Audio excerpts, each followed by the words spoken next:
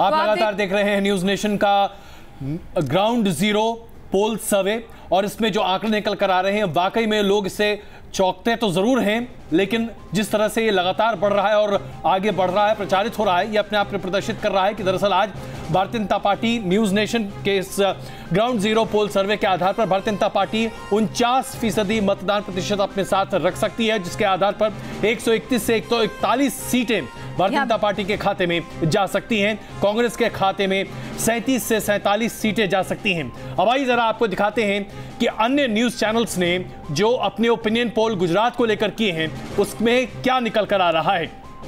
अगर आप देखें ये पोल जो कि एबीपी CSDS का था, उसमें भारतीय जनता पार्टी के खाते में 91 से 99 सीटें जा सकती थीं, जबकि कांटे के मुकाबले के साथ कांग्रेस 78 से 86 सीटों के बीच में आकर टिक रहा है।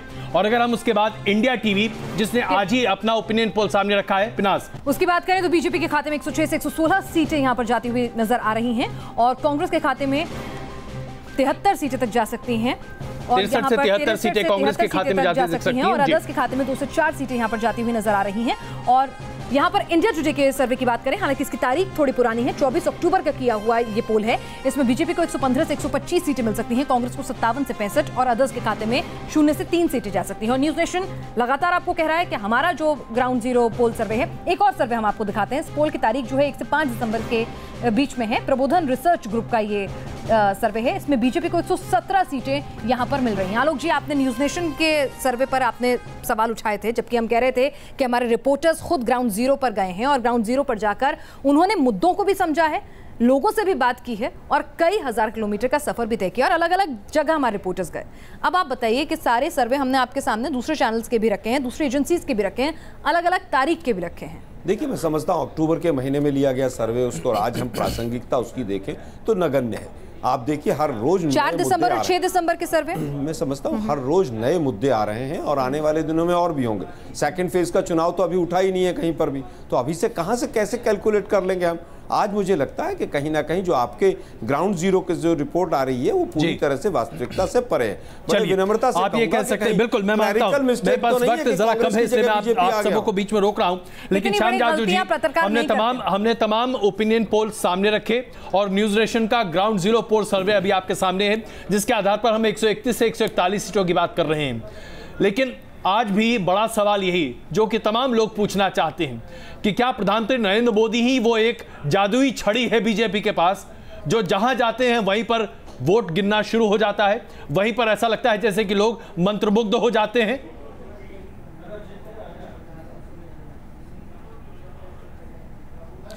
गुजरात के बारे में एक बात सबको जाननी पड़ेगी। गुजरात में भारतीय जनता पार्टी का 22 साल से शासन चल रहा है। वहां के सीएम पद के प्रशासन के आधार पर देश का नेतृत्व नरेंद्र मोदी जी कर रहे हैं जी। आज नरेंद्र मोदी जी देश के सर्वाधिक लोकप्रिय नेता है। उन्होंने अपना परचम विश्व में लहराया है। मैं 3 बार गुजरात की जनता से उनका हृदय का नाता बता दीजिए जो मोदी साहब ने लगाया हुआ। जनता ने और गुजरात की जनता ने वहां का जो विकास का एहसास दिखाया है। बच क्यों रहे आलोक जी, जरा सुनने की आदत विजय रूपाणी साहब का नाम लेने से आप इतना बच क्यों रहे? कांग्रेस पार्टी को पूरे देश ने नकारा है। फिर वही नकारा है। कांग्रेस पार्टी को आप देख रहे हैं पंजाब में क्या हुआ, मणिपुर में क्या हुआ, राहुल जी में यहाँ पर इस चर्चा में आपसे भी एक टिप्पणी यहाँ पर गुजरात में क्या हुआ? पिनाक जी, अभी तक भारतीय जनता पार्टी की सरकार अपील नहीं हुई है। एक सेकंड, राहुल जी से भी मैं एक सवाल ले लूं। राहुल जी यहाँ पर एक छोटी सी टिप्पणी, एक सेकंड आलोक जी, श्याम जाजू जी, आलोक जी, जाहिर सी बात है हम 18 तारीख इस पर तय कर लेंगे कि क्या होता है, स्थिति क्या होती है। आलोक जी और श्याम जाजू जी, प्लीज आइए। अच्छा आलोक जी बिल्कुल दूध का दूध और पानी का पानी करते हैं। चलिए जरा ग्राउंड रिपोर्ट की बात करते हैं। आमिर, हमारे संवाददाता कई 100 किलोमीटर की यात्रा कर वापस गुजरात से आए, जरा उनसे समझ लेते हैं कि उन्होंने क्या पाया। आमिर। देखिए अजय, सबसे बड़ी बात यह है कि हम जब ग्राउंड रिपोर्ट की बात करते हैं तो पहले शहरी इलाकों की बात करते हैं, फिर गांव के इलाकों की बात करते हैं। शहरी इलाकों में हमने जब लोगों से बातचीत की तो उन्होंने कहा कि विकास का मुद्दा सबसे अहम मुद्दा है, उस पर जो है वोट पड़ेंगे और विकास का मुद्दा कहीं ना कहीं बीजेपी की तरफ जाता हुआ दिखाई दे रहा है। लेकिन दूसरी तरफ अगर हम जब गाँव का रुख करते हैं तो गाँव में जहाँ पर MSP की बात होती है, जहाँ पर किसान बदहाल स्थिति में है, कपास को लेकर के जो उसके सवाल है कि MSP की कीमत बढ़ानी चाहिए, सरकार को ध्यान देना चाहिए, और किसान अभी भी फसल अच्छी होने के बावजूद किसान बदहाल स्थिति में है। तो दोनों अलग अलग तस्वीरें हमने देखी है वहां पर ग्राउंड रिपोर्ट में, और तमाम लोगों ने, चाहे वो पालीताना में हो, चाहे वो जसदन में हो, चाहे जो देगम में हो, अलग अलग इलाकों से अलग अलग तरीके की रिपोर्ट हमें देखने को मिली। और उसमें सबसे बड़ा सवाल यही था कि विकास जो करेगा वही हमारे लिए बड़ा नेता होगा, और जमीन से जुड़ा हुआ जो नेता होगा, वहां का जो नेता होगा, उसी को। हमारे पास प्रबोधन रिसर्च ग्रुप का भी सर्वे सामने था जो उन्होंने कंडक्ट किया था 1 दिसंबर से 5 दिसंबर के बीच में, और उन्होंने भी बीजेपी को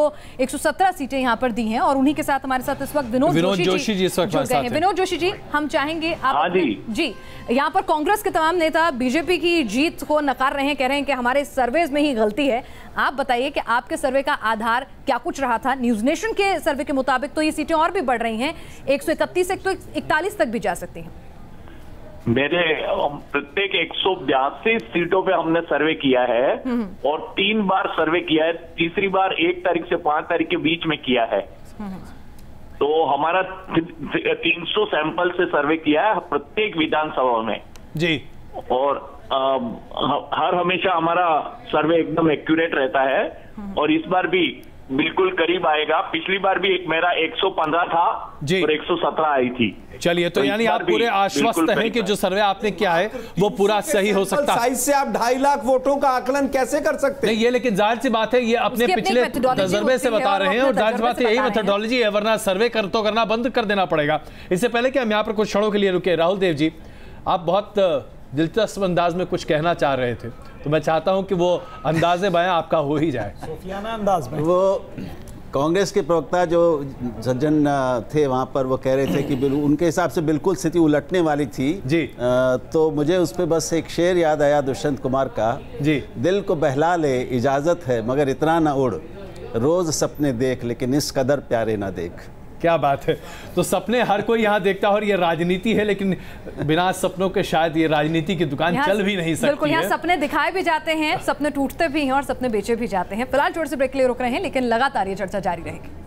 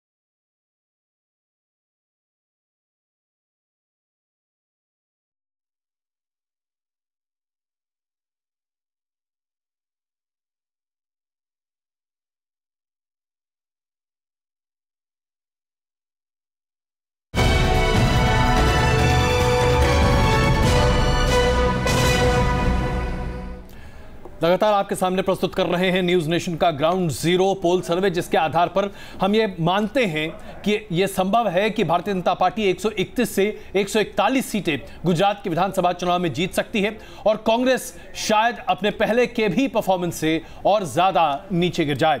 हमारे पास बस आखिरी कमेंट्स के लिए वक्त बचा है, इसलिए श्याम जाजू शुरुआत में आप ही से करता हूं। यह आंकड़ा 131 से 41 शायद बहुत लोगों को हजम ना हो पा रहा हो, लेकिन अगर यह आंकड़ा सही निकलता है और अगर आप 150 के अपने आंकड़े तक पहुंच जाते हैं तो इसका श्रेय आप किसको देंगे?